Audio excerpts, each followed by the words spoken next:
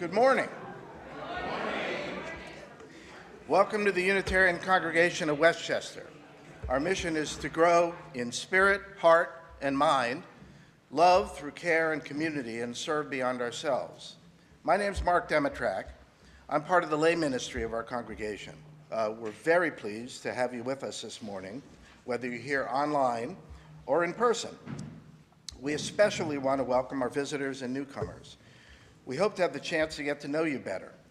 You can make a name tag and fill out a visitor form in the lobby near where you came in. And in the lobby, there are pronoun stickers for newcomers and current members alike to add to our name tags.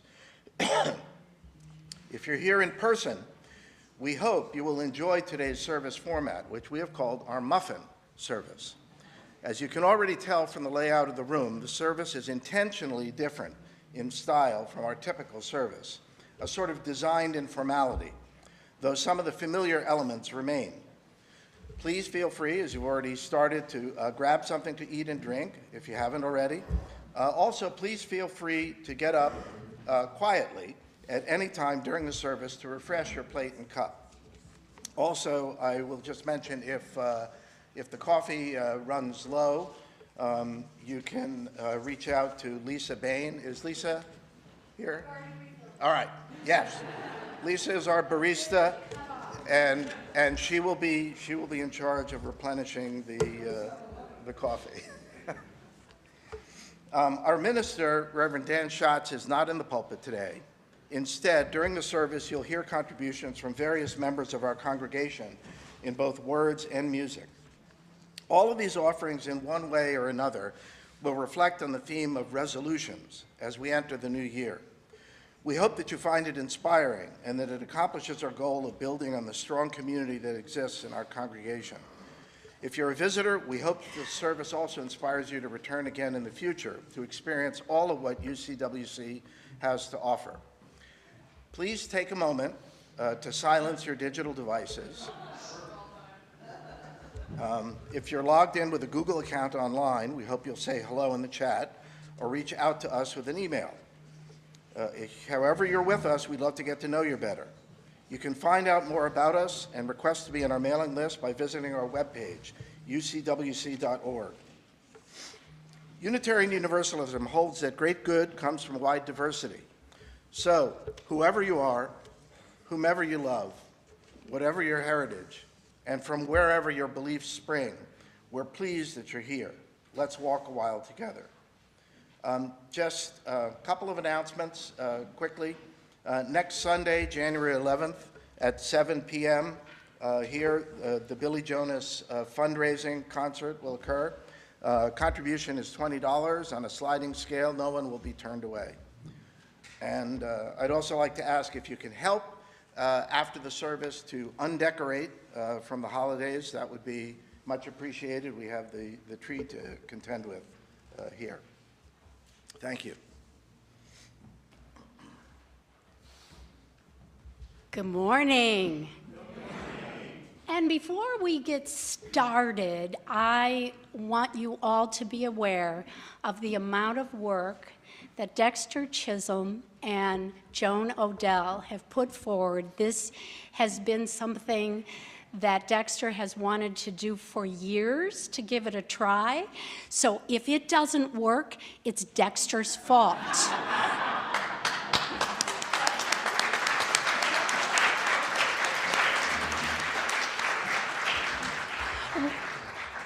Please be aware, we're not sure how long this is going to go. We made our best guess. We're assuming it'll go a bit after 11 since we're not going to have a regular social hour. But please feel free to get up, go get more at any time. Our chalice lighting today. In 1999, I made a resolution to move more and be more active. Then I found Netflix. Netflix, destroying resolutions since 1999.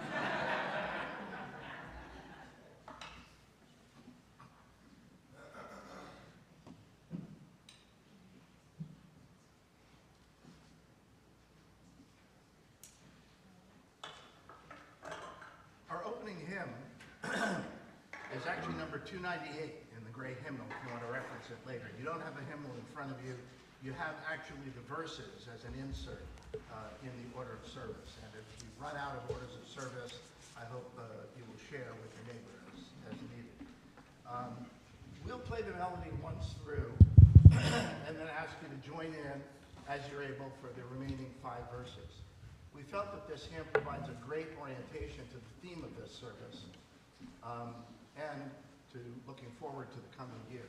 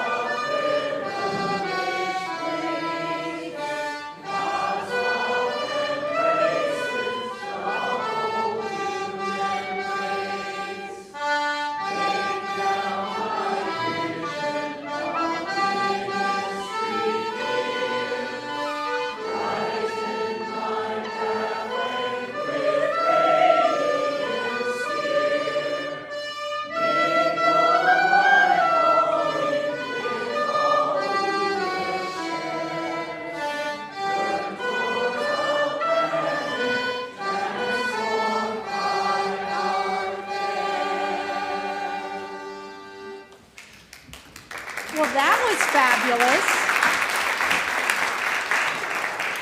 Please join me as we recite the unison affirmation printed in your order of service. We gather, aspiring to be a thriving, caring, and welcoming community that supports each person's spiritual journey, embraces diversity, challenges us to live responsibly, and is a catalyst for a just and compassionate world. We are very grateful for all the gifts that you share with this beloved community. We will be passing baskets in the sanctuary. For those at home, you can donate online or mail a check. If you are here for your first time, please let the collection basket pass you by. You are our guests.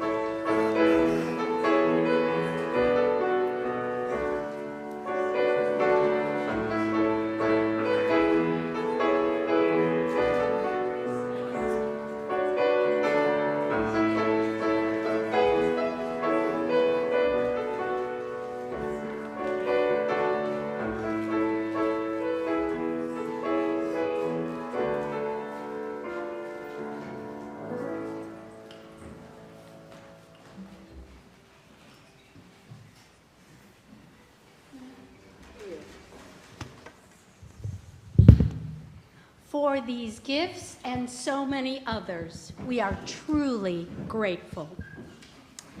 Resolution means finding a solution to a problem, a firm decision, like a New Year's goal, or sharpness and details in a screen, like more pixels. First, we're going to be hearing from members of our community about resolutions, wishes, and non-resolutions. Each will explain why their reading is meaningful to share. You will also have an opportunity to share some reflections. We'll end with readings about memorable New Year's Eve. And now, the first is a poem on quitting. Lynn Moss will read.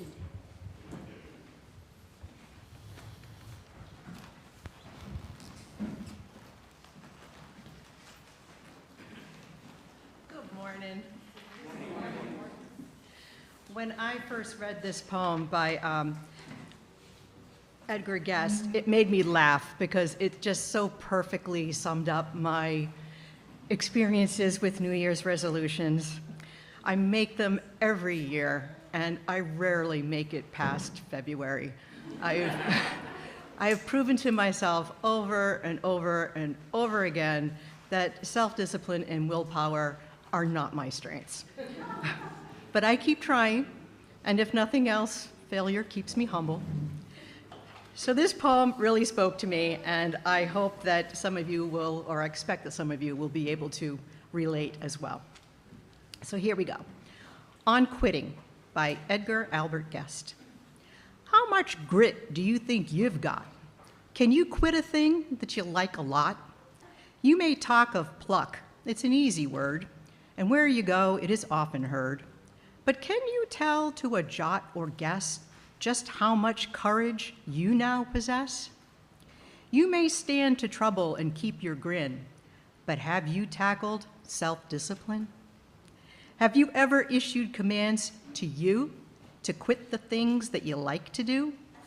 And then, when tempted and sorely swayed, those rigid orders have you obeyed?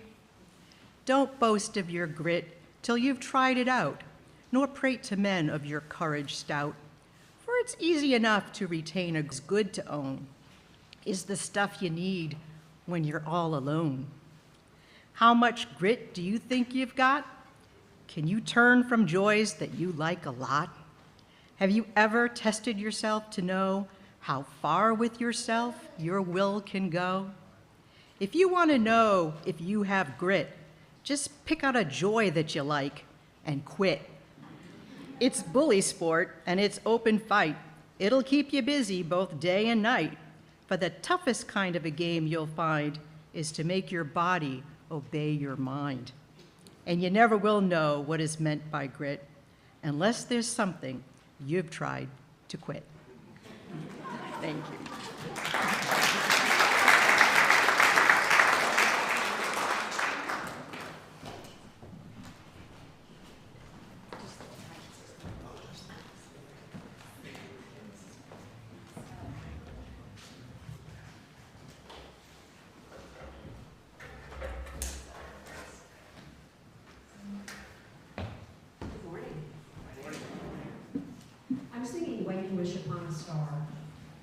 This song was suggested by Miriam and Marie and embodies wishing positively for the future, no matter what circumstances you face.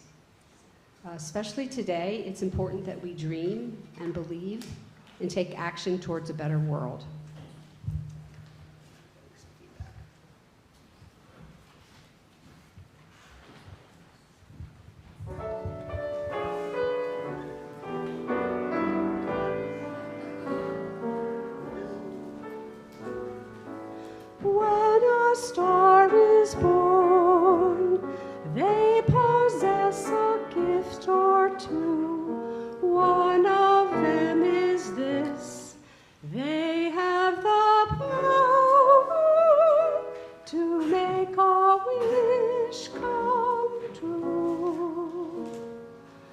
When you wish upon a star,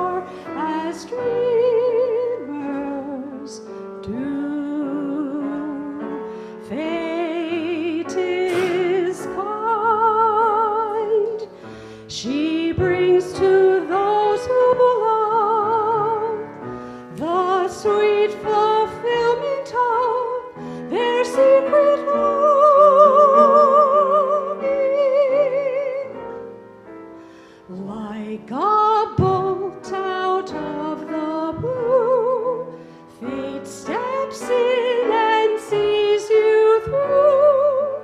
When you wish upon a star, your dream comes true.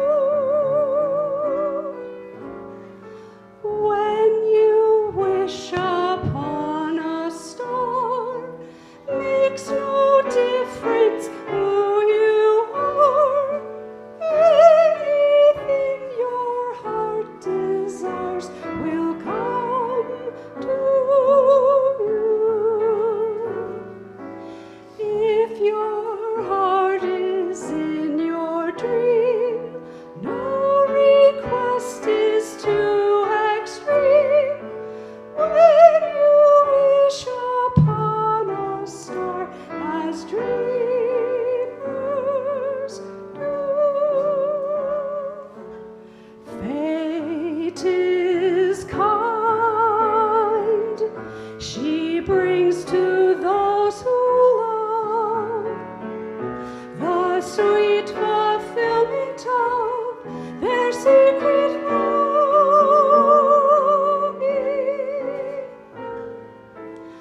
Like a bolt out of the blue, fate steps in and sees you through. When you wish upon a star, your dream comes true.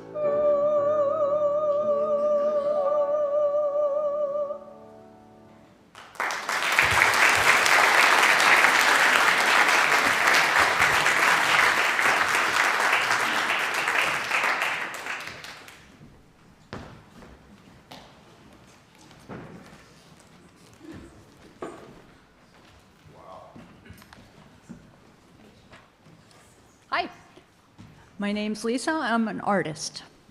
And, sorry, a little bit higher. Okay, I'll start over. My name's Lisa, and I'm an artist. And I'm going to start today by doing an Instagram style reveal. And so, at least for artists, the thing right now is to show something really slowly on Instagram, because that helps the algorithm think that people want to watch longer. I have never done this, but I'm going to do one for you.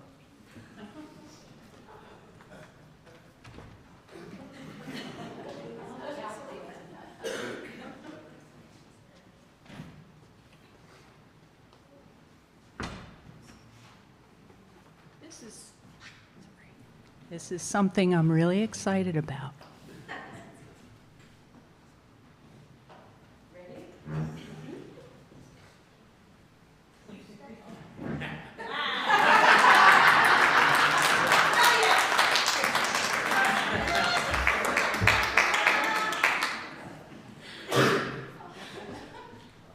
Maybe we influenced our algorithm. Now I'm going to switch to reading my notes, and since this is not a TED Talk, I don't have to have it memorized, so I'm just going to read. At the start of a new year, we're often handed what feels like a blank canvas. For many, that blankness can feel intimidating, like pressure to get it right, or to already know what's going to happen. But I've come to see a blank canvas very differently. It isn't empty, it's alive with possibility.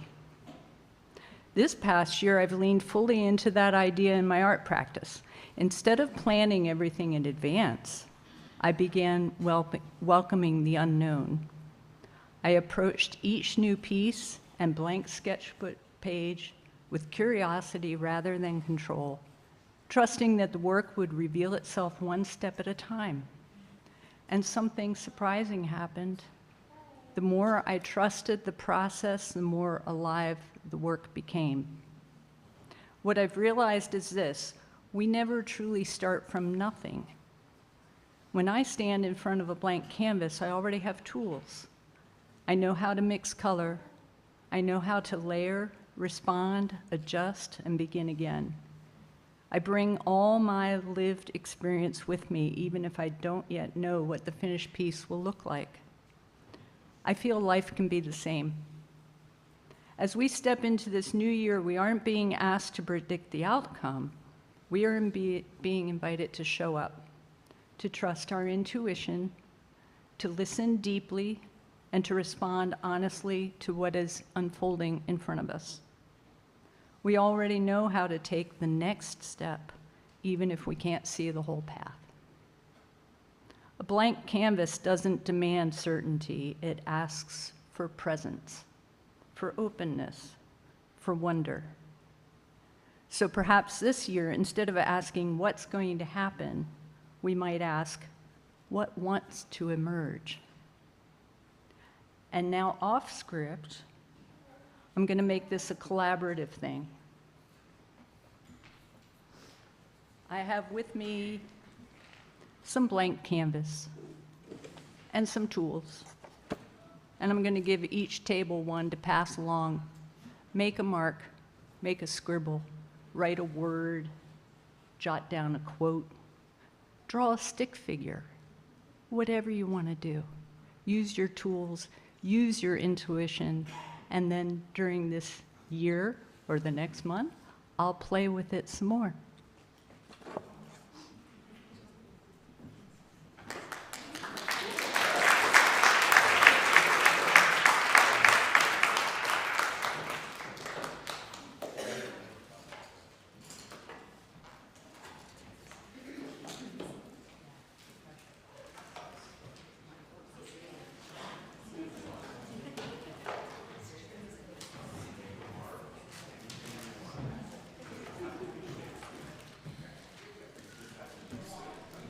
Do whatever you want.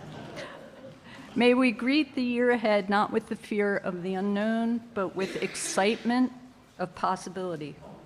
Brush in hand, hearts open, ready for our next blank canvas.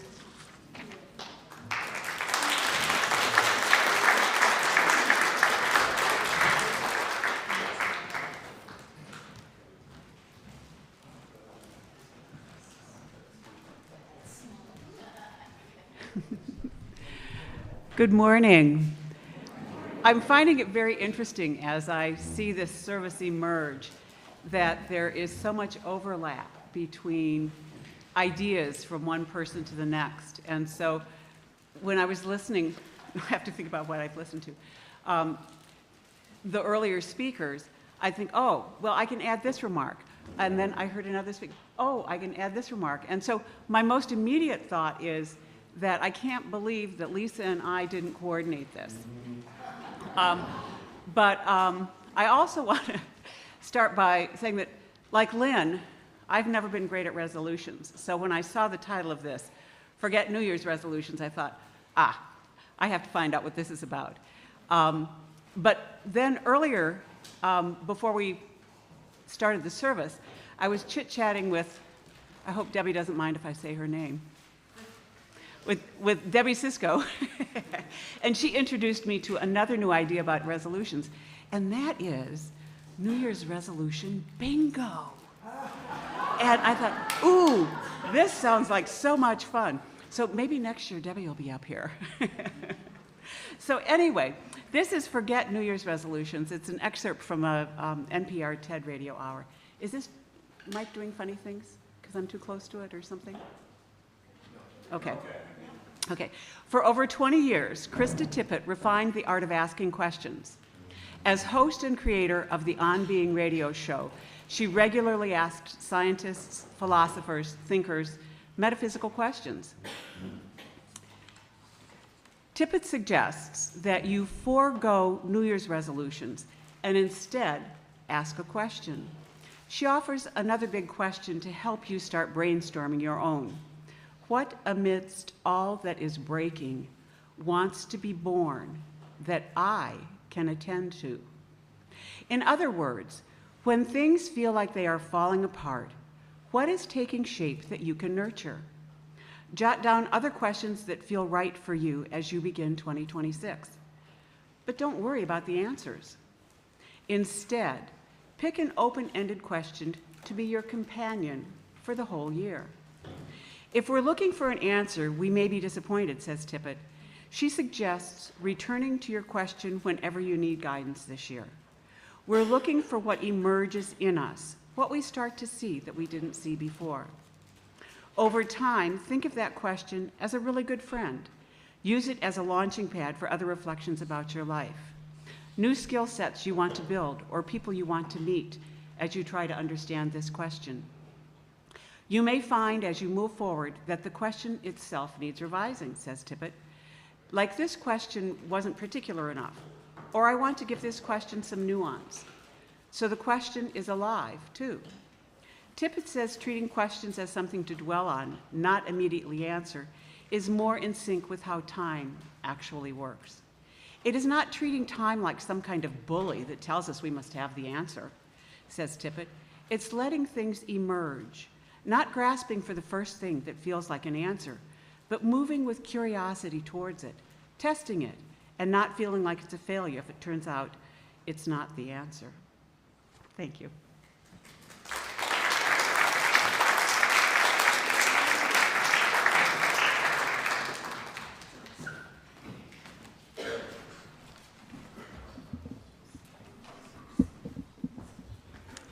Good morning. Happy New Year, everyone. Is this thing on? Is this thing on? So we are about to perform a song called Unwritten with words and music by Natasha Bedingfield, Danielle Brisebois, and Wayne Rodriguez. I'm not a Natasha Bedingfield groupie, maybe you are, but this song was released in 2004, and it's the only song of hers that I've ever heard before, but it has some really beautiful words about how just like art being undrawn or unpainted, that our lives are unwritten. And I'll just mention the words of the chorus. No one else can speak the words on your lips. Drench yourself in words unspoken. Live your life with arms wide open. Today is where your book begins. The rest is still unwritten.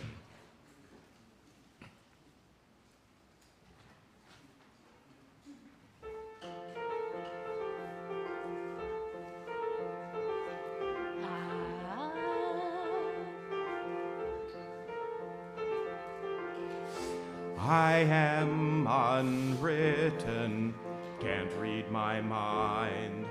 I'm undefined. I'm just beginning, the pen's in my hand, ending unplanned.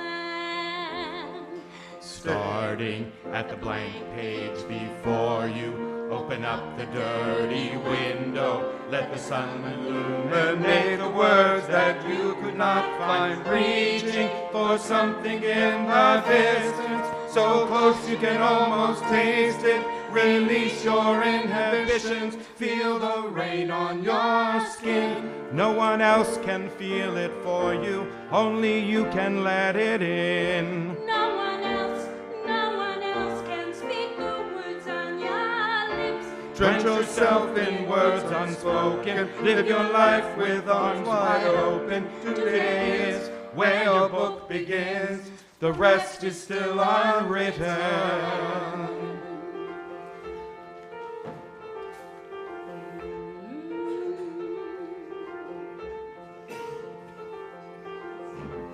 I break tradition. Sometimes my tries are outside the lines.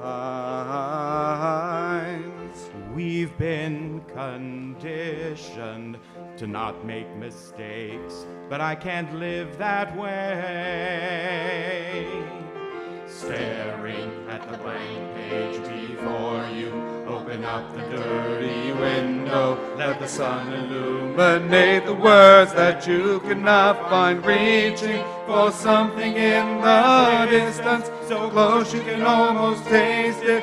Release your inhibitions, feel the rain on your skin. No one else can feel it for you, only you can let it in. No one else can speak the words on your lips. Drench yourself in words unspoken, live your life with arms wide open. Today is where your book begins, the rest is still unleashed. No one else can feel it for you, only you can let it in. No one else can speak the words on your lips. Drench yourself in words unspoken, live your life with arms wide open. Today is where your book begins, the rest is still unwritten. The rest is still unwritten. The rest is still unwritten.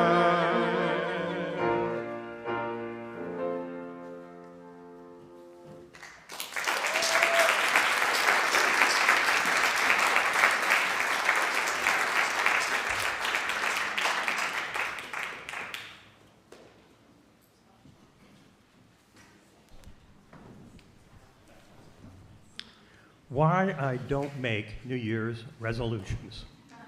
I'm going to move this over a little bit. I'm a musician and I get bothered by feedback and I can hear it. So sometimes if you move the mic, sometimes you can get rid of the feedback, maybe not. But we'll try a different position. Okay. Every year on December 31st at midnight, or maybe 9 o'clock for some of you early bird folks, adults everywhere participate in a powerful ritual. We count down the final seconds of the year and confidently decide that starting tomorrow, we will become completely different people. We will make some sorely needed changes in our life. It's an exercise in optimism. People who haven't willingly exercised since high school suddenly announce they're going to get back into fitness. People who feel exhausted decide they'll get to bed earlier every day. People who are barely surviving their inboxes promise to finally get those emails organized. People who are always late vow to be on time. People who procrastinate decide to get things done immediately, but usually they don't make that resolution until a week or two after New Year's. Been there, done all of those things. These promises are called New Year's resolutions. They're ambitious, they're well-intentioned, but I've always found them, well, temporary. In early January, the gym is packed. The trainers there all get new clients. By the end of January, you no longer have to wait for a piece of gym equipment, and the trainers are beating the bushes for new clients.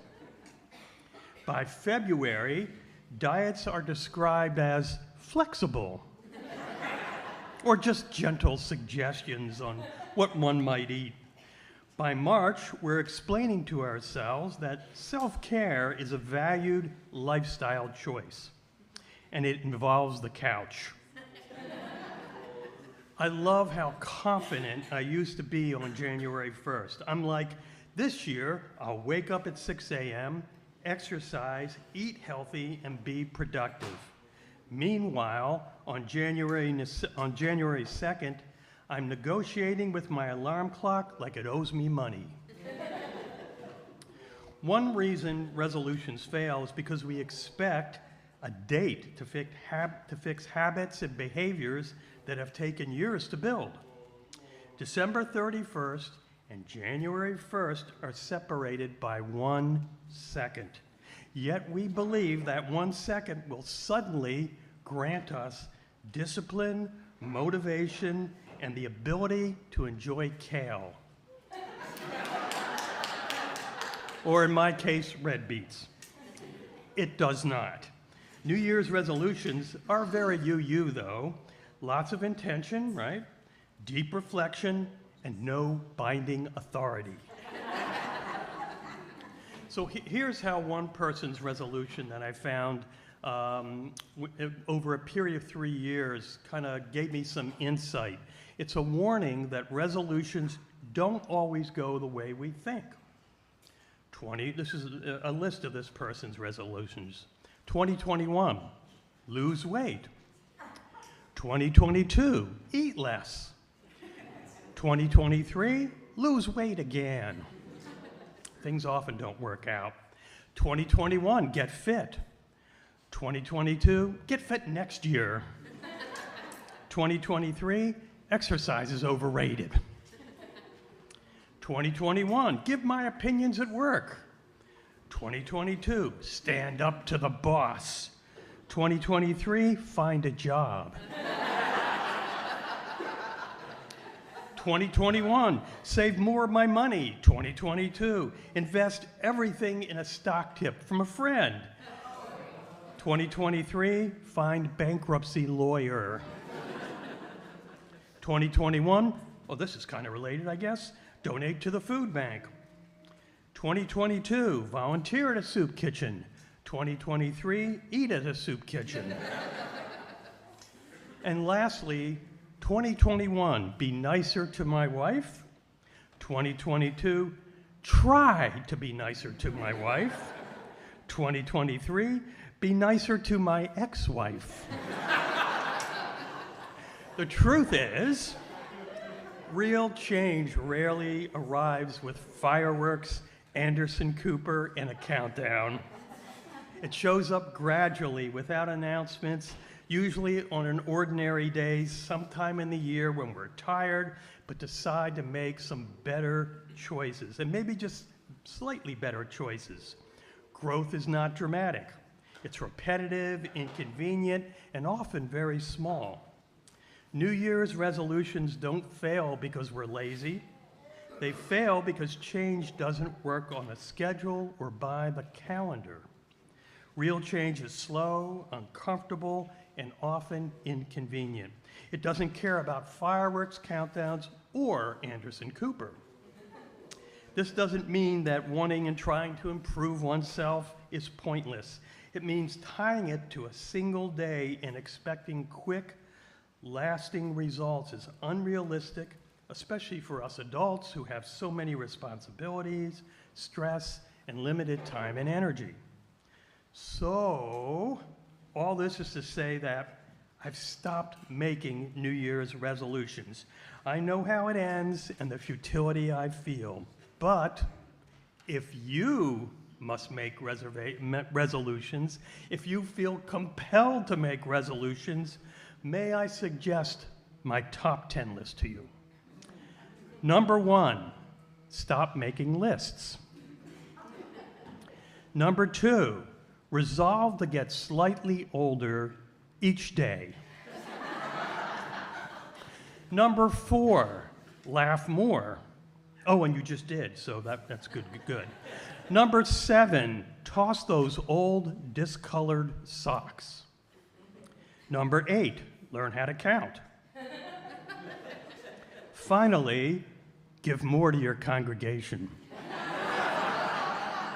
Yeah, I know. That's a bit self-serving and shameless, but we're still collecting for the building reserves for another week or so there's still time. New Year's resolutions don't really change who we are. In fact, maybe they just remind us who we want to be, right before we go back to being ourselves. I've come to understand that the real purpose of New Year's resolutions isn't about transformation, and yes, I know that transformation is one of our UU values, jet pig, those who know. The real purpose of resolutions is hope. It gives us hope. And honestly, after this past year, a little hope isn't the worst thing to carry into January.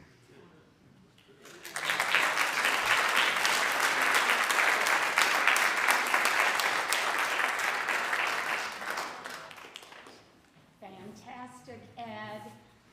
I thought it was really interesting, some of the folks that had volunteered, when I contacted them a week ago, said, oops, I forgot all about that, and yet pulled it together. Fantastic. So now it's time in our service, if anyone has any responses, reactions, readings, or resolutions gone bad that you'd like to share, all we ask is, in the interest of time, please keep those to about 2 minutes each. And by the way, how's the food?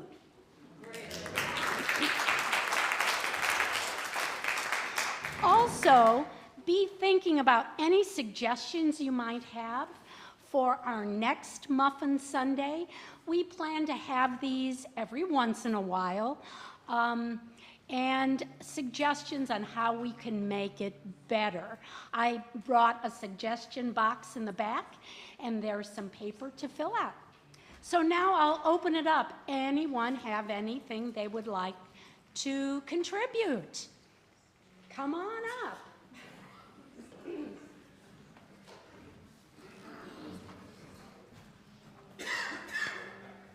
Good morning.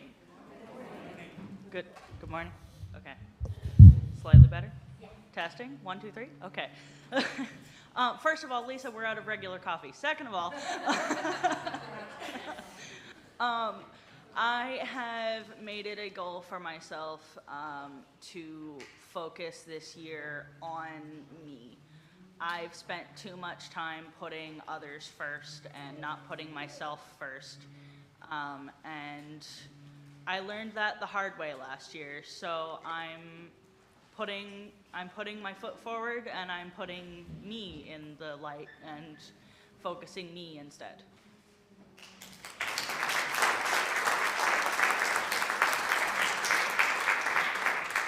Oh, I thought Rick was coming up here. He's just getting coffee. Anybody else like to share?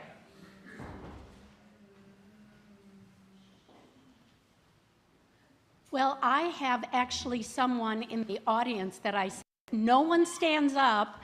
Please do a reading. So thanks, Lucy. Here she is.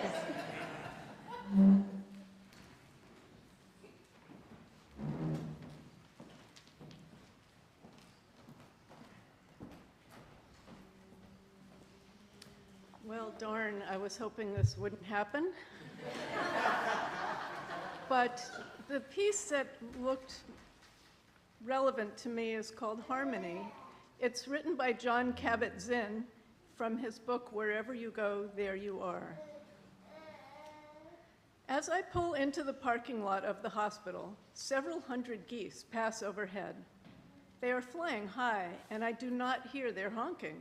What strikes me first is that they clearly know where they are going. They are flying northwest, and there are so many of them that the formation trails out far to the east, where the early November sun is hugging the horizon. As the first of them fly over, I am moved by the nobility and beauty of their purposeful assembly to grab paper and pen right there in the car and capture the pattern as best my unskilled hand and eye are able. Rapid strokes suffice, they will shortly be gone. Hundreds are in V's, but many are in more complex arrangements. Everything is in motion.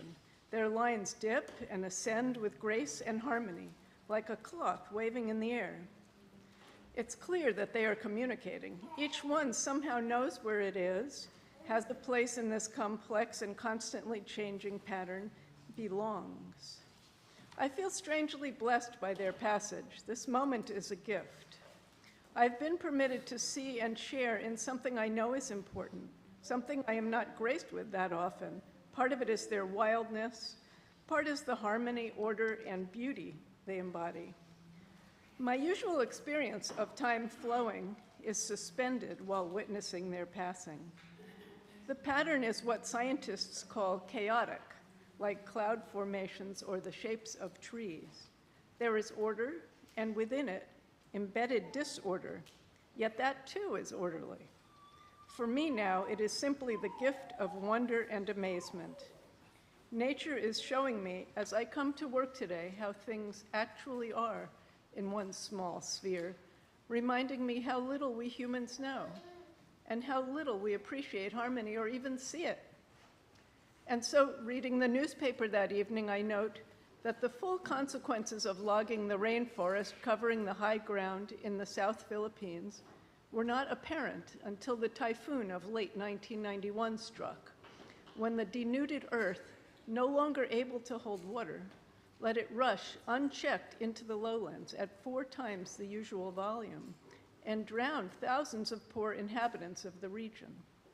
As the popular bumper sticker says, stuff happens.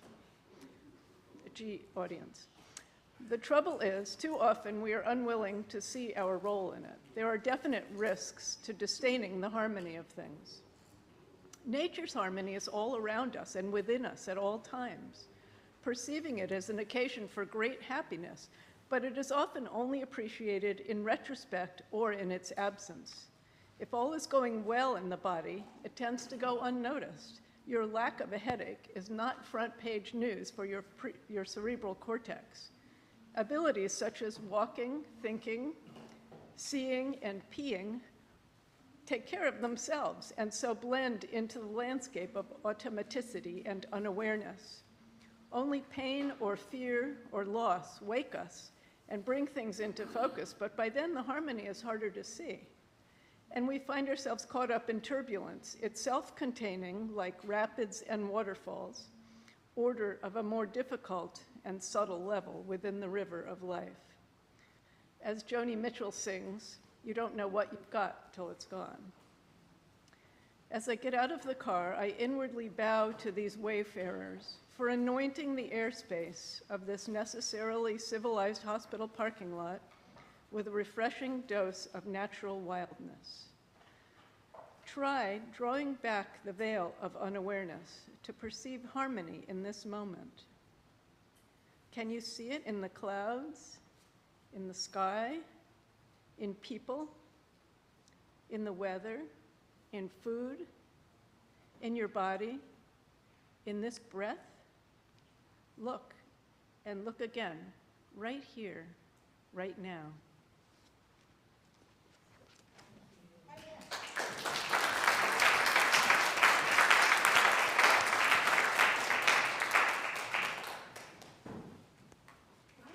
Okay, our barista has something to share. There is no more coffee. I only made 1 extra pot. Next time I'll make 2 extra pots. This actually popped up on Instagram yesterday. It's just a short poem that I liked. It was posted by a former boss of mine who I don't like, but she has good taste in poetry. It's by May Ajan. This new year, don't make resolutions. Instead, take something apart, a habit, a belief. Let it crumble.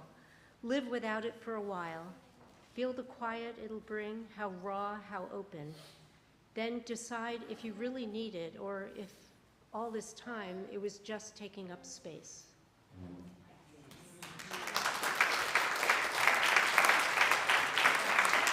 And now we are going to hear a few memorable New Year's Eves. These are readings that Josh and Shelley and Jerry agreed to do.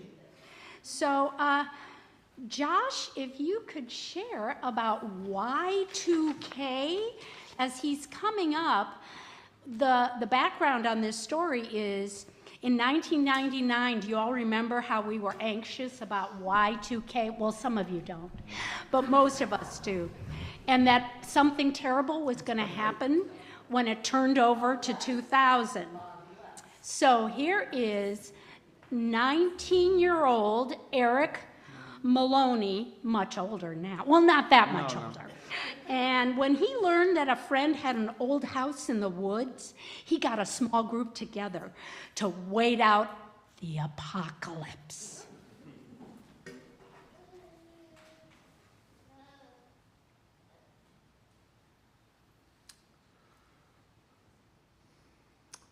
We were a bunch of kids in Nowheresville, New Hampshire, trying to build a place in the world where we could be safe in case something happened.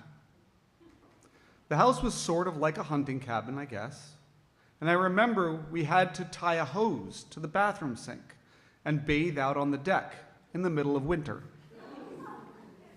Just a landline, old school, with the curly wire, and that was our only means of contact with the outside world. We were all dumb as rocks. There was a party almost every night, and we never actually saved any food. In order to stay at the property, the owner wanted us to have this military survival training to make us better protectors of the place. Bob, the guy who trained us, was a high-ranking ex-Marine. At one point, he had us disassembling and reassembling Colt 45s. I remember doing all the ropes training and thinking, boy, if I ever need to rappel, things have gone real wrong. New Year's Eve, we had a moment of silence at midnight, and then we were searching the news for any weirdness that was going on outside. And it was nothing. The lights are still on, computers are still on, planes are flying, life is continuing. It was a hell of an anticlimax. When nothing happened, it really solidified for me, like, don't trust most of these giant theories. I was so lost back then, and I looked for radical ways to find that sense of purpose. We were kids, we had to go through these things, and we came out on the other side.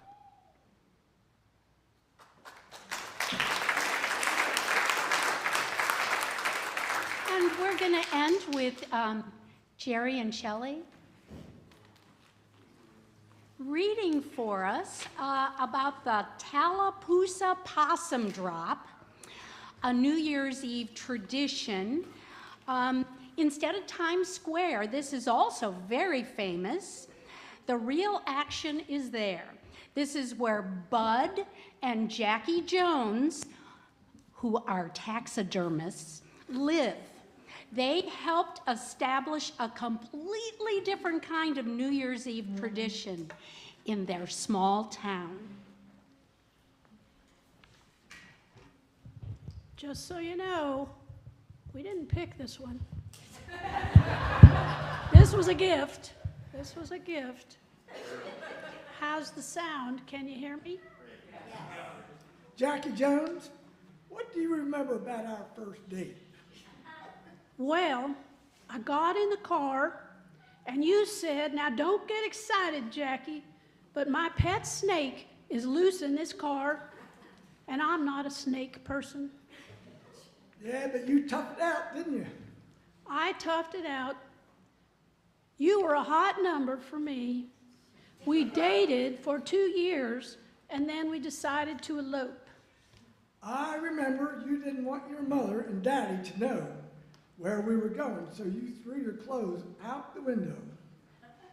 I did, and by then it was night, and we had to go to the judge's house, and when we got there, he was drunk. Well, he wasn't exactly drunk. He was just kind of wobbly. He was feeling real good. Yeah, he was feeling good. Well, I must have been crazy in love to go through with this. We seldom ever have an argument, but if it is, it's about something like an elephant's eye. But I'll say right here that you do know a lot. Well, I'll be. I need to record that. Can you say it again?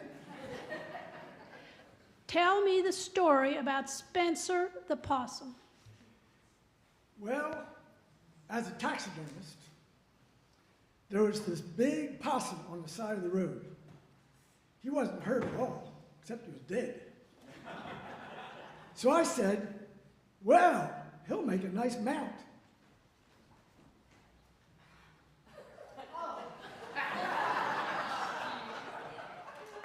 So I got out and mounted him, hanging him by his tail. And I never thought Spencer would be a celebrity, you know? But Tallapoosa, before it was incorporated, used to be called Possum Snout. So the people, they said, let's have a possum drop on New Year's Eve. We thought it was stupid. Like, you never heard such hollering. They started cheering and carrying on. Yeah, and I'll knock you down to get over there and get a picture of Spencer. People give you more credit for Spencer than anything else. Well, let me tell you, a man or a woman is blessed if they can go to work every morning and enjoy it. And I'm just really happy that I've had a partner all these years I wouldn't trade for nobody. Thank you. Life has not been dull with you, Bud. What's so funny about that? Well, I know that, but when you got in the car that night, you should have known. I know I did. That should have been my first clue as what my life was going to be like. Thank you, Jackie, and I love you. I love you most.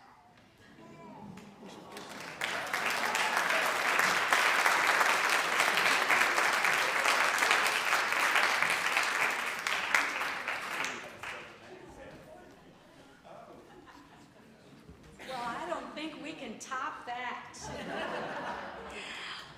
But in Tallapoosa right now, the possum drop has become so famous that it more than doubles the amount of people in the town, and they even have VIP access if you ever want to go and see Spencer get dropped.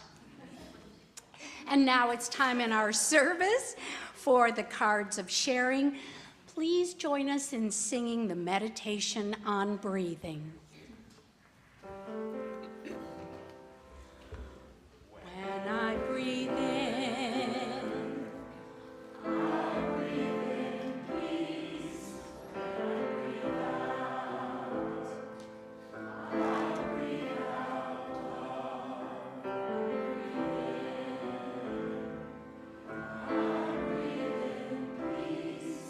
When I breathe out, I breathe out love.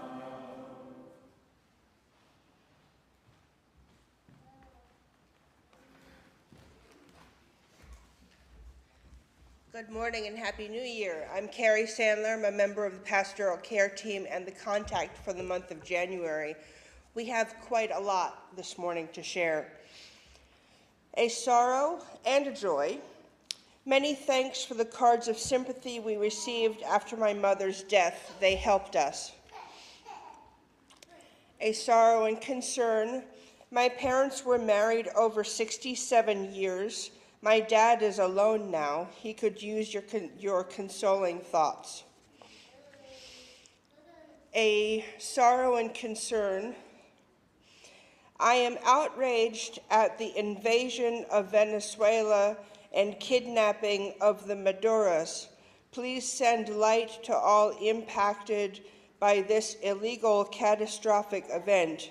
May we and all the world rise to meet this challenge. A concern, please send light to my husband who has been having problems with his hip. Grateful for the support of our friends. A joy, Hartley and I are happy to share that our daughter Sarah and her husband are expecting their second son in March. A joy, awaiting the birth of my first grandchild. And a sorrow concern. My neighbor died recently, hit by a car when he was getting his mail. Please keep not only his family, but also his tenants and employees in your thoughts. And as always, we light a candle for those joys and concerns not shared. And in the interest of time, we will sing it through one time. When I breathe in, I'll breathe in peace. When I breathe out,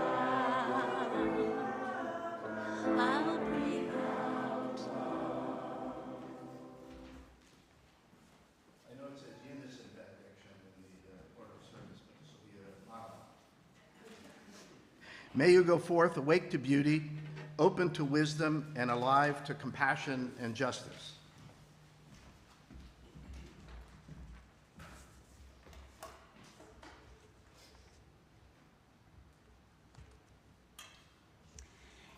And now please join us as we sing Auld Lang Syne,